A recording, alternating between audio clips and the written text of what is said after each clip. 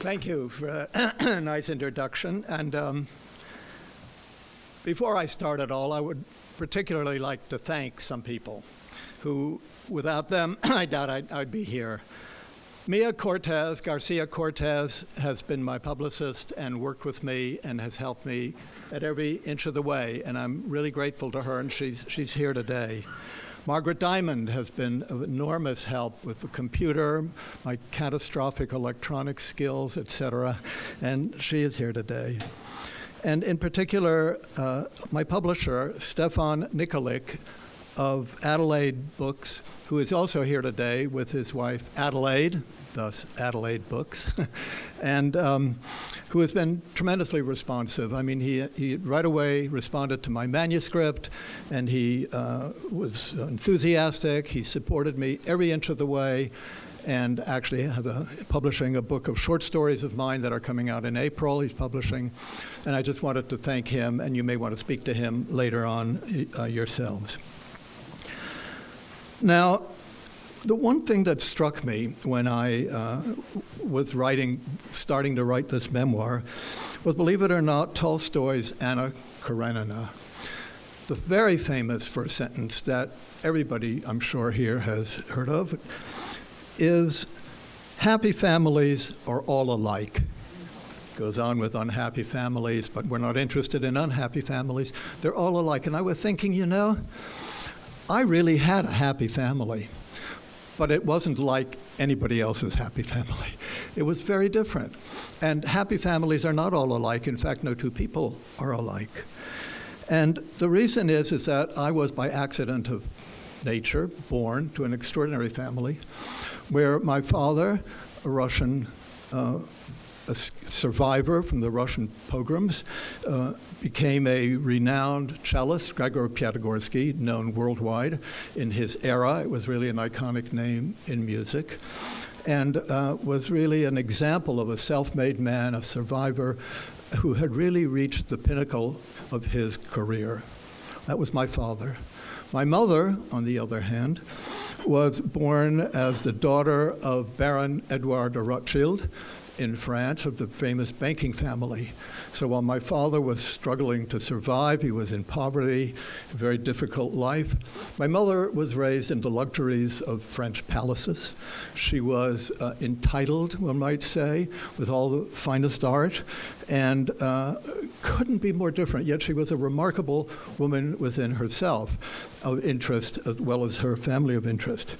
So my first challenge in trying to write My Happy Family was, how do I write a memoir about myself, a scientist who'd never had hardship? I never went to war. I never suffered great adversity, like most memoirs have. Very interesting, rising from adversity to success. I was really born with all the privileges one could have. And so I wanted, of course, to honor my parents, but how? And so the way I wrote this novel was honoring them in their influence on me as my life in many different ways. So that was my first challenge. And then as I wrote the book, I realized that really it is a book about challenges. The biggest challenge I had was to establish my own identity within this context of extraordinary context, which was really unique between my mother and my father. So the book is not a list of accomplishments, but they're there. I did accomplish things, of course, but it's about the process. How did I become a scientist? What were the difficulties? How did my influence coming from an artistic background play out in having a career in science? Where are the similarities? Where are the differences? And it's a really discovering experience to write such a book, because many things that one hadn't even realized affected one's life really have. And in many ways, it's different than one might have expected. So what I thought I would do would be tell you a few things about myself. I just told you a few things, and then read very short passages from the book to give you a sense of of how it's written, try to, I guess I can't possibly go through a whole 230-page book and tell you everything. There's a lot of different things in it. But to give you a sense of what it's like, hopefully my goal is to make you curious and interested, so you'd buy the book and you would like to read more. So the first is how did I see my father as a public figure? Because I'd go to concerts, and there was a concert in Puerto Rico, Casals Music Festival, where he played an impromptu concert with Zubin Mehta. And I write about that in the first chapter, but it goes as follows, just a few sentences. Mehta lowered the baton, and the orchestra commenced. Papa entered with a bold stroke of his bow. He closed his eyes, swayed, and transformed his cello into Don Quixote, bantered with Sancho Panza, the violist, charged the windmill, and fantasized his love for Dulcinea. I too closed my eyes and retreated within myself. Simultaneously, I became Papa, the famous cellist, Don Quixote, an idealist with illusions larger than life, and myself, a student scientist, Papa's son, a spectator in the audience, feeling both big and small, but with an artist's heart that only I could sense. Then I go on to talk about the concert, which was a remarkable concert, actually. But my father's bigger-than-life persona really wasn't only on the stage. It was really in our home, too. And every New Year's Eve, he had a superstition that if he didn't play chamber music, it would be bad luck. So every year I grew up, and that's actually been carried on with my sister and his one of her son, Evan, who we're lucky enough to hear, played. And we had chamber music at home. I was just a kid. And it was with really wonderful artists. For example, one person who was always there was Jascha Heifetz. Another person, long ago sometime, Arthur Rubinstein. Then Primrose played the viola, and a lot of wonderful musicians. I mean, this wasn't just a bunch of guys jazzing around. This was serious. And so I read, for me, those musical evenings weren't privilege or special. I didn't need an invitation. I remained after the guests went home, and I slept in my bed upstairs. My home was a concert hall at those times, where the ticket was free, where Mama and I were once again in the audience, and Papa was the cellist. My sister, Jefta, floated among the guests. At times, I felt at home at these occasions. At other times, more a stranger, restrained, unsure of what to say to the guests. I wasn't a musician, and I felt false in making any comments. My genuine love of the music was accompanied by a certain shame for not being a musician or playing an instrument. I felt as if I carried a flag that said, "I'm not important." I never considered that little boys were not expected to be their parents. And so, really, it was an exposure to excellence, an excellence at the very top, in which was just part of my life. But it didn't end with my father. My mother, as I said, came from the Rothschild family. And when I was a little boy, we used to go to Paris every summer. And we would go to visit my grandparents and, I don't know, do things that kids do and walk around the house with all these fantastic paintings and chinaware and a Rembrandt here and something else there. I mean, it was kind of incredible.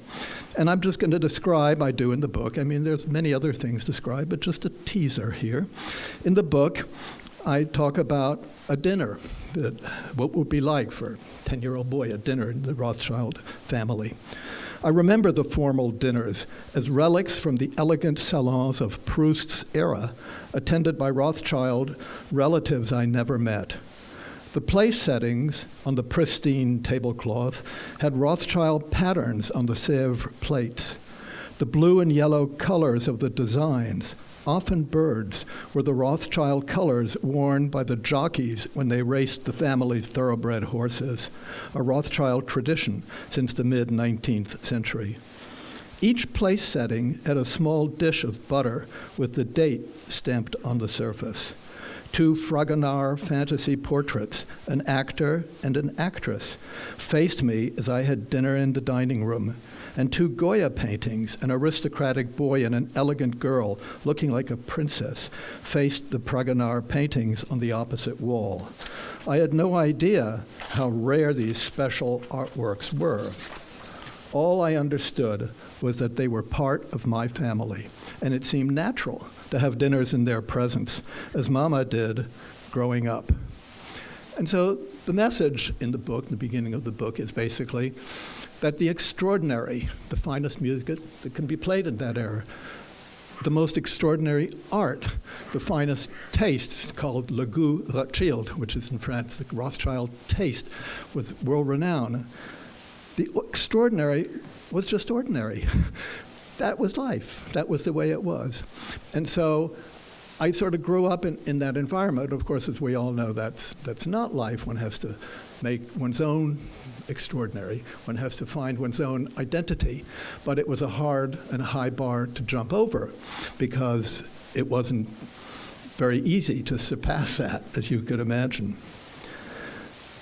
So another very unusual thing that is that, and for reasons I still don't quite understand, I went into science.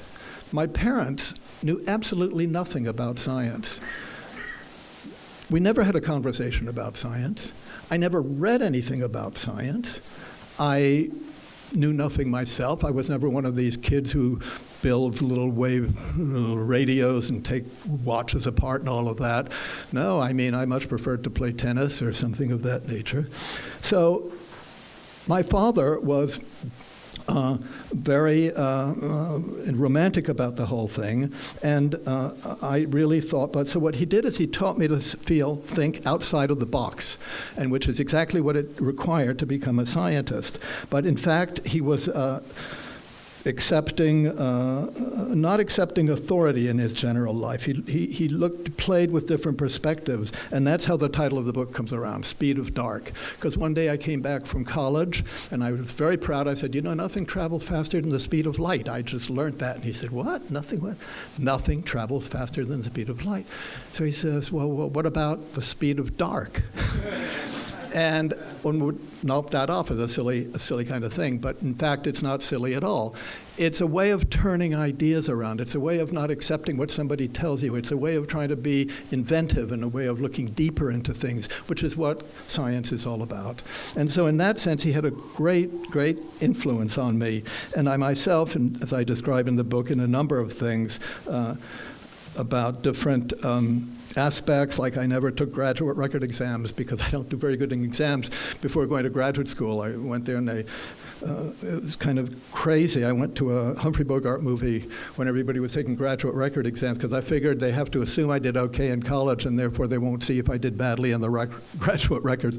And it worked. That kind of thing I never would have done if I didn't have a father who had spent his whole life twisting things around to survive.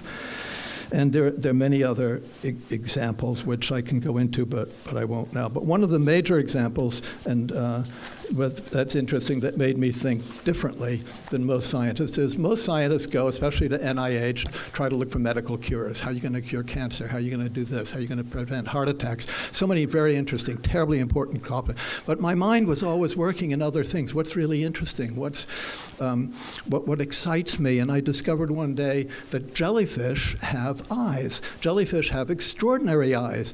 It was just absolutely amazing. I couldn't believe it. So I wrote everybody in the world who studied jellyfish to go, and that was 2 people.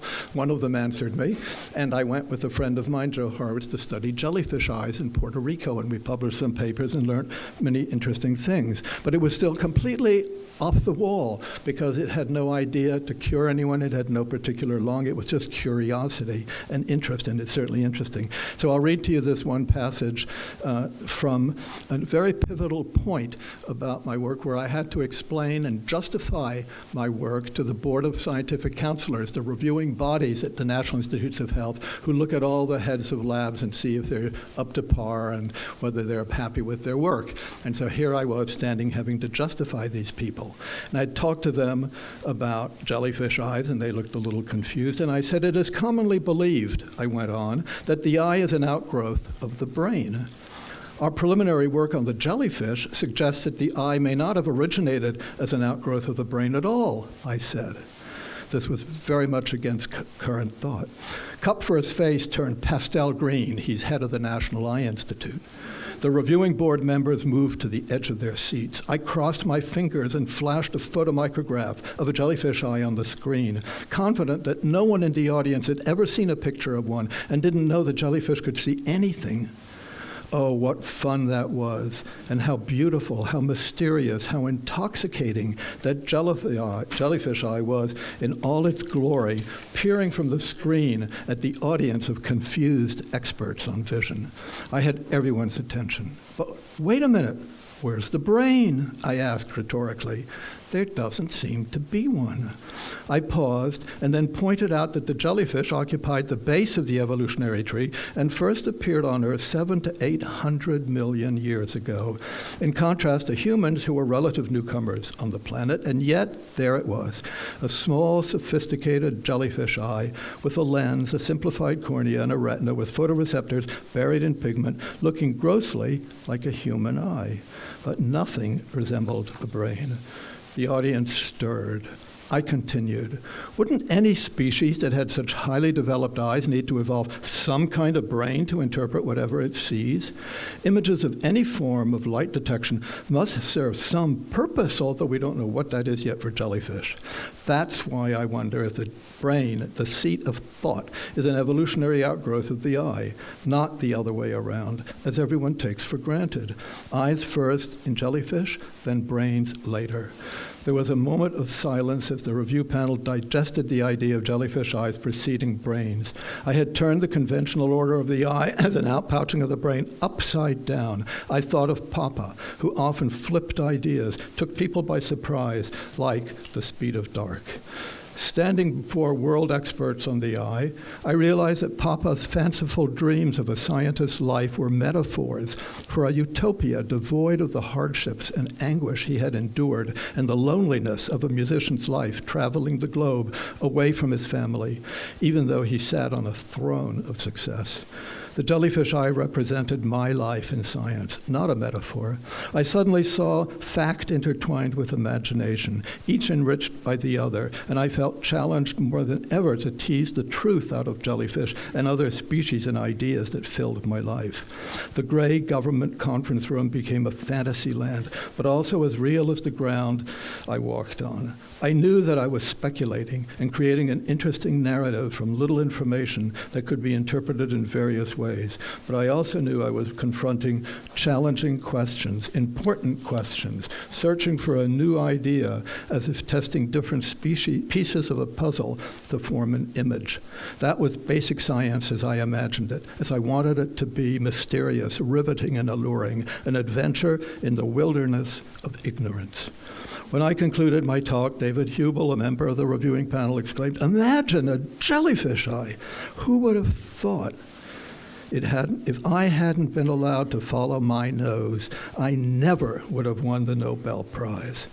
Sweet words, but did the same sentiment apply to those who will not win a Nobel Prize? So that's just an extract of part of science. And it goes on. I don't want to take up too much more time because Evan is going to play, but I talk about my collection of Inuit art, for example, and that's another example, another challenge when you have so much magnificent art that you've been exposed to. How do you put more art on your walls or whatever it is? I mean, it looks like poor cousins. And so I fell in love with Inuit art. But Inuit art, I realized, and this is in the book, it kind of describes further, is also like jellyfish eyes. Nobody really knows about the importance and the beauty of Inuit art. It's considered souvenir art because the people haven't really looked. They don't know it, just like they don't know about jellyfish eyes. So it was an opportunity to introduce the world, and I love the art, and so I did it. So there's another consistency with thinking a little bit outside of the box. And then my switch to writing, in which I also found a big challenge, and in many ways similar to science, in the sense that science is a narrative. It's not just a barrel of facts. It's a narrative, just like writing is a narrative. But there are differences, too. You try to explain the external issues of science clearly. On the other hand, you try to understand the internal aspects of writing. You try to let the reader in writing, I learned, rather than to try to bring the reader in by teaching him. Writing is exposing for me, I found. It's not telling. It's not teaching what to do. It's exposing what's out there. Just like in this book, I expose my vulnerabilities and I talk about my strength, all in the context of my remarkable family. And I wish Tolstoy was alive so I could tell him not all happy families are exactly the same. Thank you.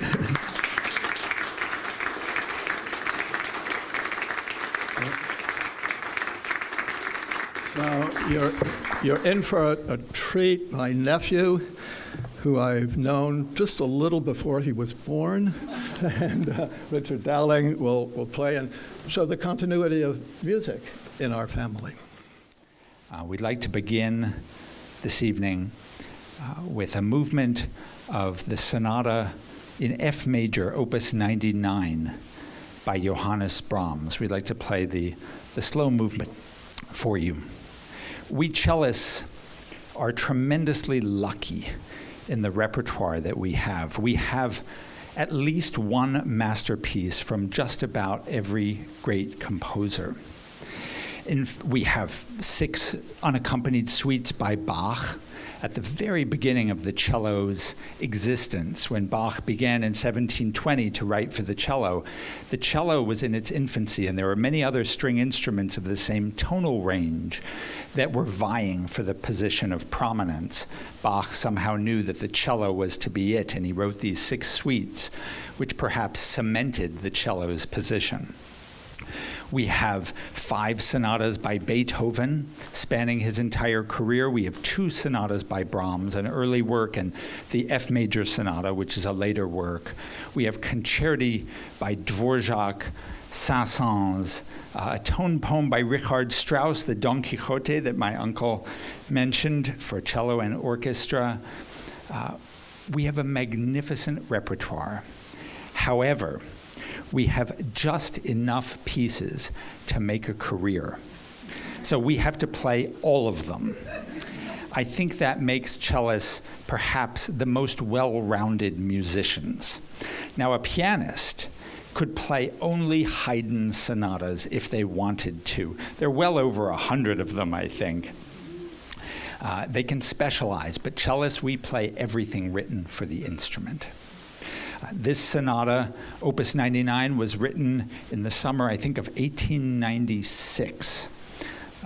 Brahms was in Switzerland for the summer, and he had an unbelievably wonderful summer in which he wrote the sonata in F major. He wrote Brahms, the violin sonata in A major and the trio in C minor. Now, most composers, that would be enough for their entire career, these 3 magnificent works. But he composed all 3 in one summer.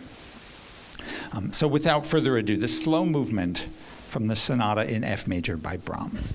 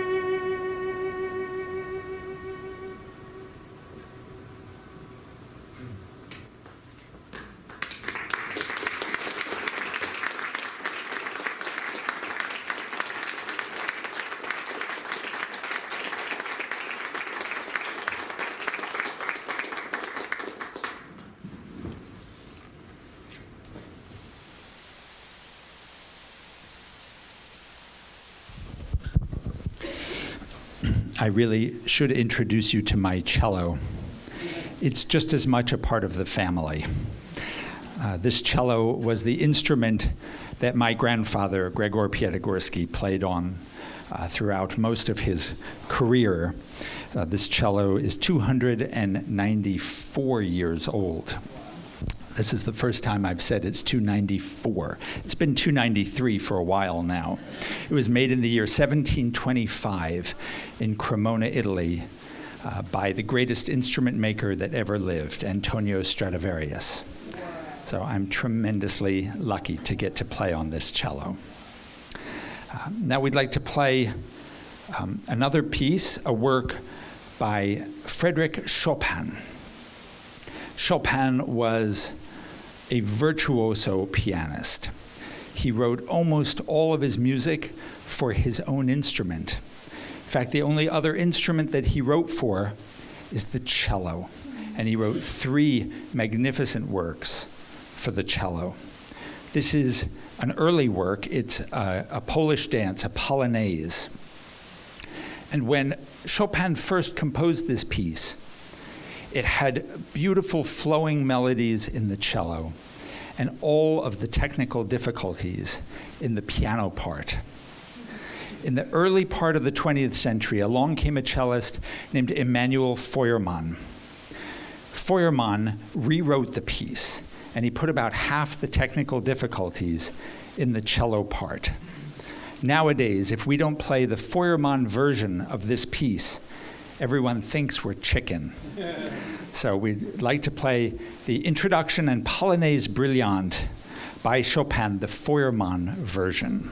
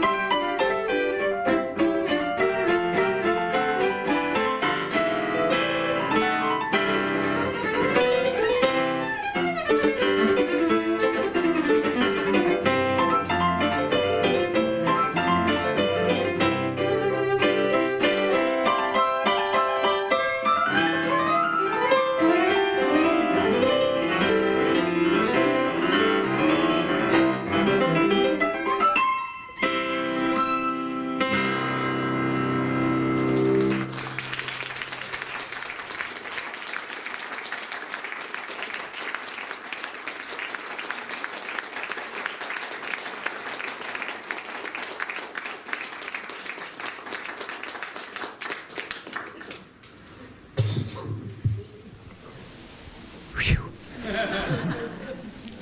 That's a workout.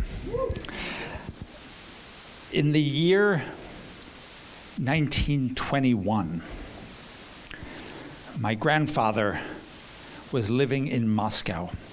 He was principal cello of the Bolshoi Opera Orchestra, as well as cellist in the Beethoven String Quartet.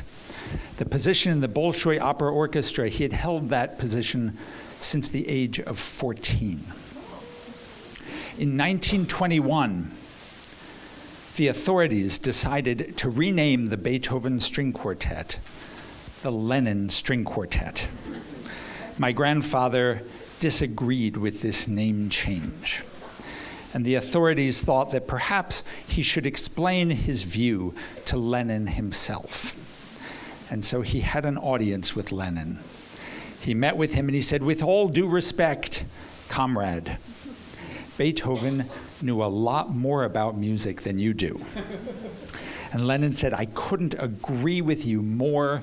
They name everything after me. I can't stop them." My grandfather said, "As long as we're talking, I need to leave this country. I need to go to Europe to study with one of the great cello professors." Lenin said, "I'm sorry, you may not leave. You are our best cellist." So my grandfather said, "In that case, I shall escape." While on tour with Misha Mishakov, the violinist, the two of them hired smugglers and crossed the border into Poland amidst gunfire on both sides. When they arrived in Poland, they were picked up by the Polish police and accused of being spies. On their way back to the border, the two musicians spotted a pub which doubled as a railroad station. They talked the police into stopping for one last drink. They were all having a drink, and the musicians pulled out their instruments and they started to play folk songs. Everyone was singing. And no one noticed as the two musicians jumped aboard a train headed into Poland. They escaped the police.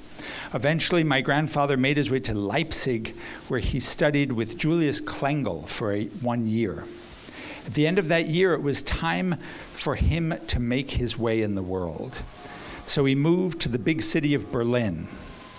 When he arrived in Berlin, he discovered that he was not so famous in Berlin as he had been in Moscow.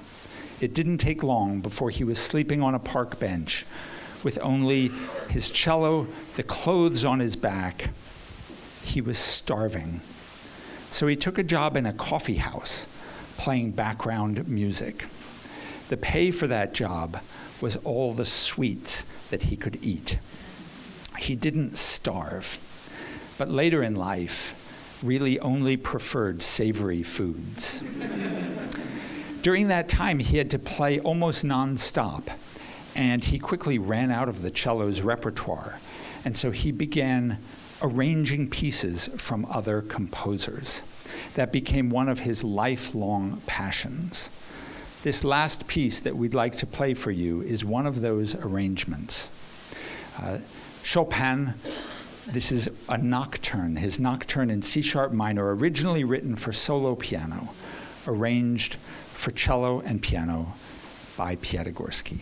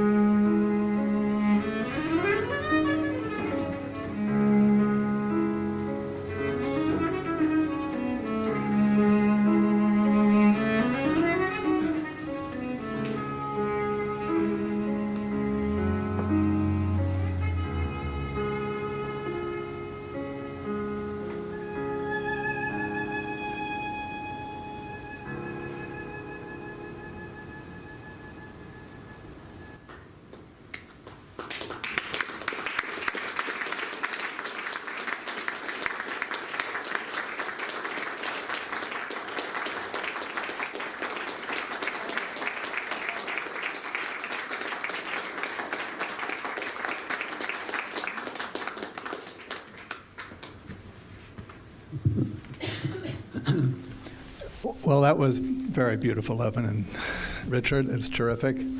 I know we're running a little late. We have lots of food there, but perhaps this would be a good time, since we do have the time here at the Strand. I understand they're not kicking us out with any police force or anything. If there are any questions that anybody would like to have about myself, the book, Evan, Richard, life in general, the government shutdown, whatever.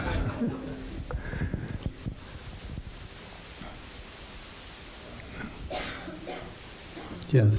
Surely there must be some moment, I know you didn't speak about your early education, where you went to school, but it's hard to believe you just stumbled blindly into science. Either in high school or college. Well, it's in the book, but in fact, I did. For some reason that I don't fully understand, I really wanted to be a scientist because I loved nature. It was romanticized for me tremendously. It was bigger than life, and I just kept going. And then I took aptitude tests. This is all in the book. When I got to college, I was at Harvard. They gave an aptitude test to freshmen to see what they're good at. And like 2 or 3 days, I got a thin little letter back saying, you have some aptitude for literature, but absolutely nothing in the natural sciences. And so I think that was a little discouraging. And then idiot that I was, maybe, started thinking, well, I recall when my father played for a cellist when he was a young boy in Kincaid, I think, or something like that was his name, as a kind of audition in Russia. My father was about 10 or 11, and the cellist, he was a well-known cellist, said, please do me a favor and tell your father that you should give up the cello immediately. You have absolutely no talent. And so I figured, well, okay, so maybe I'm on the right track here. My father had no talent for cello. I've got no talent for science. Everything is okay. And I just kept going. And I never looked back. I love science. I still love science. It is huge. There's no book that I've ever read that can compete with the sophistication of how a gene works. It's absolutely extraordinarily complex and extraordinary. So I see it in a big kind of way, and I've always felt that way, and I stayed in science. But it was just for reasons that I don't fully understand. I always loved science. Richard, I'm interested in learning piano. Do you provide lessons, or can you give any recommendations? We can talk afterward. Let's have some Prosecco. You had a question? Yes. Yes. In the book, I didn't have a chance to get it yet, but at what age did you discover that your family wasn't exactly like other families, and how did you reconcile that new sense of information? That my family wasn't like other families, did you say? How did I resolve that my family? How did you resolve that, sort of, at what age did you sort of make that sense? Yeah. Well, I'll let you know as soon as I get to that age. When you're growing up, your parents are your parents, right? And you don't think about it that much. So I think it was more as life went on. I just always felt from the very young that I had a high bar to clear, because I, like many other people, am vain, would like to do well, I'd like to excel, I'd like to have my own identity. And so it was a process of discovery and establishing it. But there was no turning point or anything. I just felt very fortunate to have the parents I did, but I also recognized that there were challenges that they had also to be who I was.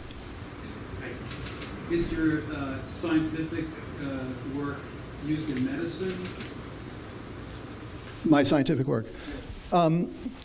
Well, I describe a little bit about the science in nothing technical. I mean, there's absolutely nothing in the book that a layman wouldn't easily understand. Basic science has sort of far-reaching implications of what can be achieved. I never worked on a cure for something or a kind of practical application. I just didn't do that. But one of the things that I've worked a great deal on and has actually established the concept of gene sharing. And it's an absolutely fascinating concept which we discovered from studying the eye lens. And gene sharing, believe it or not, is started that proteins and consequently genes can have more than one role. When you think of hemoglobin, for example, you think of oxygen transport. When you think of rhodopsin, you think of vision. You probably don't think of rhodopsin very often, but it's associated with one thing. But it turns out that's not how nature works at all. It is very practical. Nature does not do something to do a particular job. So while hemoglobin is highly specialized to transport oxygen to the tissues, and that's why we're all alive here, at the very same time it does many other things totally unrelated to transporting oxygen. And each of those other functions, certain enzymatic steps, certain one thing or another, they're all as equally specialized as transporting oxygen.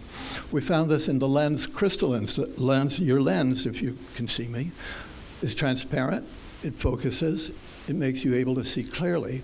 That's what a lens does. And they're filled with a particular protein called crystallins. Crystallins are called simply because the lens is crystal clear, so they're crystallins. And they pile up to huge amounts, and it was believed for 100 years these crystallins have been highly developed by nature to make the lens transparent and be able to focus on the retina, which it does. But it was also found that that very same protein, the identical protein, when the gene put a little bit of it in the heart or in the pancreas or someplace else, it does an entirely different function. And those functions are equally specialized, which gave rise to what I've called, in this book I wrote on gene sharing, the most incredible paradox that specialization, for a high degree of specialization, can go on concurrently with diversification. It's like being able to go to your lawyer to get your car fixed, to your dentist to buy milk, whatever it is. Your dentist is still a good dentist, but he sells milk on the side. And the milk he gets is, and that's exactly how nature works. So nature is not purposeful in the sense that they make this protein for that, but in fact, it's very practical. It's like when you have a door that won't close, it keeps closing. You take a chair and you put it in front of the door, and that holds it from closing. It's practical because the chair's there, and so in nature, the protein's there, and so it does that particular thing.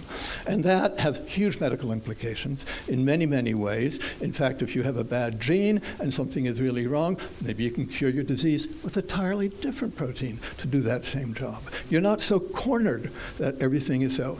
And that allows the robustness of nature, because if it wasn't for that, in fact, if something goes wrong with your protein or one thing, you're dead duck. You won't evolve. So nature isn't that stupid. It says, wait a minute, I can do all kinds of things with all kinds of proteins. It's all kind of flexible. You know, you guys won't come to dinner, I'll get somebody else to come to dinner. Still have a good dinner. And that gene sharing concept was really, I developed that and wrote the book on that. And so in a sense that has medical implications among other things, but that's one of them. Yeah. I have a question for Evan. Did you feel pressured to love or choose the cello because of your grandfather? And how did you sort of discover your own path to the cello? Did I feel pressure from my grandfather to start the cello? Not at all. I loved music from a very early age, and I tried many different instruments. I studied the piano a little bit, the guitar, the drums. When I came to my parents and told them that I wanted to study the cello, they said, sure you do. After all those other instruments, they said, get straight A's for a semester, and if you still want to study the cello, okay. So I did. I got straight A's for a semester, and I got the cello. Well, the cello has a real learning curve. Just to be able to hold the bow, put it on the string, and make one sound that isn't a terrible squeak takes a lot of technique. And that first year that I was studying the cello, I must have practiced as much as 15 minutes a week, whether I needed it or not. It's really tough. As a kid, you're sitting in your practice room, you don't know what this thing is. I wanted to play music, but I didn't know what it was. So at the end of that year, my parents suggested that maybe I'd like to go to Marywood, which was a music camp in Lenox, Massachusetts, near Tanglewood. And I looked at the brochure, and the brochure had each student playing 5 hours of music a day. There was a private lesson, there was a chamber music coaching, there was an orchestra rehearsal, a chorus rehearsal, and 1 hour of individual practice. And I thought, 5 hours a day versus 15 minutes a week. Was I really going to do this? And then I read a little further in the brochure, and it said there were 3 girls to every boy. So I thought I'd give it a try. So I went to Marywood, and I fell completely in love with music. All I wanted to do after that was play music. It was actually one of my grandfather's recordings. I was at this camp. I mean, first of all, you get the feeling of playing in a string quartet, the feeling of making music with a symphony orchestra. I mean, it was tremendous, but I found my grandfather's recording of Dvorak Cello Concerto with the Boston Symphony with Charles Munch, and I'd never heard it before, and I took it up into the attic. This whole camp was in like an old house, and I went up into the attic, and they had one of those drop-down LP players where the speaker was in the front, and I listened to the Dvorak Concerto, and I cried from beginning to end and knew that that was it. This is what I wanted to do.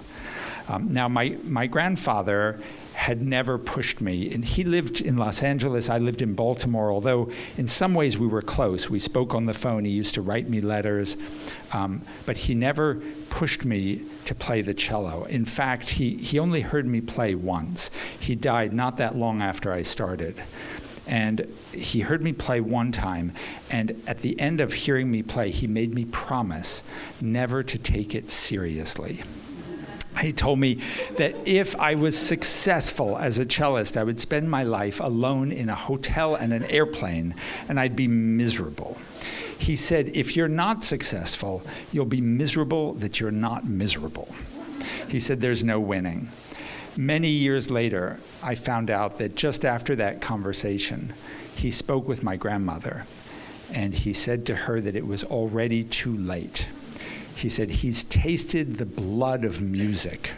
There's no turning back. So I think he knew. But I never got to study with him. I studied with many of his students and learned sort of his knowledge secondhand.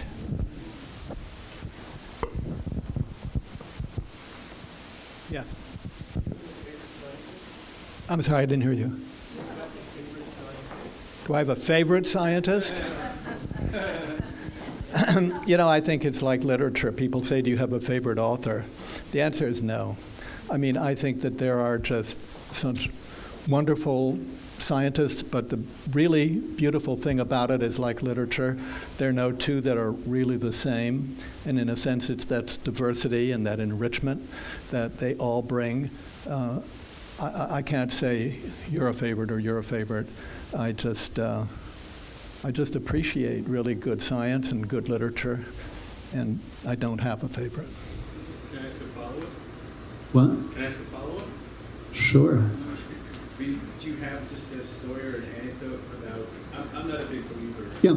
favorite or best either, but I guess maybe just someone who influenced your thought or People who've influenced my thought. just, I guess, yeah, I'm just hearing I wanted to hear tonight. I'm not familiar with you, but I feel lucky to have come and to have gotten to hear this intergenerational story. Thank you. And it just sounds like there's a lot of colorful characters deep inside and on the periphery of their lives. I was just wondering, within the world of science, there was a story that you had about someone that kind of brought some color to.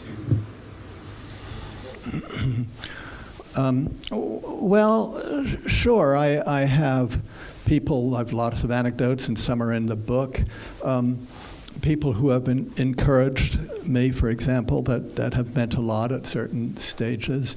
I remember my PhD mentor. I was off to collect some crazy worm that lives in the intertidal zone, and I was alone with him in the car. We drove for an hour and a half or so. He's Albert Tyler from Caltech, where I did my graduate work. And we were talking about what makes a good scientist. And he said, well, you know, good scientist has to be, they're really mathematical, they're very quantitative. And then he suddenly caught, because only my father is worse at math than I am. It's just not my forte. I don't think. I was really relieved when I found out that Darwin was the same way. But in any case, he kind of caught himself, and he said, no, that's not really right. Some people are quantitative, some people are not. The really good scientists are the people who stick with it and really don't give up and continue and do through all the drudgery and hard work it takes to get to the end point. And little things like that, the kindness, really make a huge difference to me. Once I was at Woods Hole and taking a course in gametogenesis on the formation of eggs and sperm in invertebrates. And it was a beautiful day, and the sun was out, and I'd snuck away from the laboratory. Most everybody else was working, and I figured it's too nice a day to stay in the laboratory. So I went down to the beach, and I was thinking, this is great. I started wading in the water, and then behind me I heard this voice from, I recognized Alberto Monroy, who was a very well-known scientist, and one of the instructors. He says, excuse me, have you done all your work yet? And so I said, well, I don't know. It's a beautiful day. I kind of changed the subject a little bit. And he said to me, he said, yes, he said, you know, some people are in the laboratory working, but the real scientists, they're out here swimming. And it's little things like that. It's kindness of people that are sensitive in science and other things. When I was young, those are sort of things that stuck on, it impressed me. But there was no particular line of thinking, I have to think like Jacob does for bacterial genetics, or like this guy does. I'm me, and I have to think like me. And that's enough of a challenge. Yes? Well, I want to thank you because, I love my American music. I'm just a kid from Brooklyn. I love my blues, my rock and roll, and my folk music. But I love Chopin when I get to that, what I call snore music. But because the greatest rock and roll songs were written on the piano, not the guitar. And I love the piano. So thank you for teaching me more about Chopin and his compositions on the cello. And for you, I wondered, I'll read your book when I get around to it, I'm sorry. But I wonder in this book, are there any encounters with Buckminster Fuller or Merce Cunningham? I'm sorry, I didn't hear. Can you say the last part? I said, I wonder in your life, or in this book, are there any encounters with Buckminster Fuller or Merce Cunningham? What's Buckminster Fuller or Merce Cunningham. Do you have any encounters with that? If I understand you, I think the answer is no.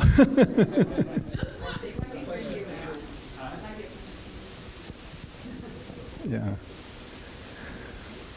Well, anyway, I thank you all for listening. I really appreciate it. And we have something, even the most important part of the entire evening. We have some delicious snacks back there for people who would like to eat and have a drink. And and I'm going to sign books. Yeah, you can buy books and I can sign them. That's true. Okay. And Evan actually has some CDs that are also going to be for sale. So eat, buy, read, and listen. Okay. Thank you very much.